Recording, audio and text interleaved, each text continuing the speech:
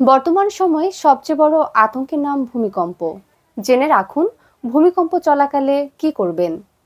ভূমিকম্প টের পেলে সঙ্গে সঙ্গে ফাঁকা স্থানে আশ্রয় নিন।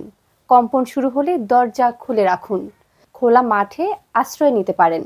ভূকম্পনের সময় বের হতে না পারলে খাটের নিচে মাথার উপর বালিশ দিয়ে ঢেকে রাখুন। টেবিল, ডেস্ক বা শক্ত কোনো আসবাবপত্রের নিচে আশ্রয় নিন। রান্নাঘরে থাকলে গ্যাসের চুলা বন্ধ করে দ্রুত বেরিয়ে আসুন।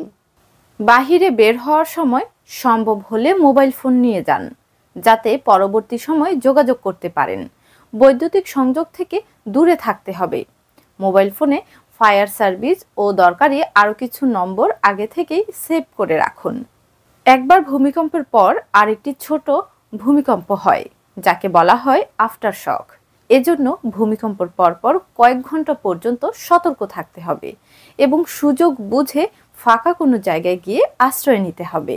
জেনে রাখুন ভূমিকম্প চলাকালে কি করবেন না। আতঙ্কিত হয়ে দৌড়াদৌড়ি বা ছুটাছুটি করবেন না। বহুতল ভবন থেকে নামতে গিয়ে তাড়াহুড়া করবেন না। ভবন থেকে লাফ দিয়ে পড়বেন না। উঁচু ভবন থেকে নামতে গিয়ে লিফট ব্যবহার করবেন না। বারান্দায় অবস্থান করবেন না। জানালার ফ্রেম, আয়না বা কাচের আসবাবপত্রের কাছে যাবেন না। গাড়ির মধ্যে থেকে পার্কিং ব্রেক না করে বা ইঞ্জিন চালু রেখে দ্রুত কোথাও যাওয়ার চেষ্টা করবেন না। যদি গাড়ি চালান তবে পার্কিং ব্রেক লাগিয়ে গাড়িটি সেখানেই রাখুন। বৈদ্যুতিক তার, খুঁটি বা উঁচু গাছপালার নিচে দাঁড়াবেন না। ধ্বংসস্তূপের নিচে আটকা পড়লে বেশি নড়াচড়া করবেন না। উত্তেজিত হবেন না, শান্ত থাকার চেষ্টা করুন।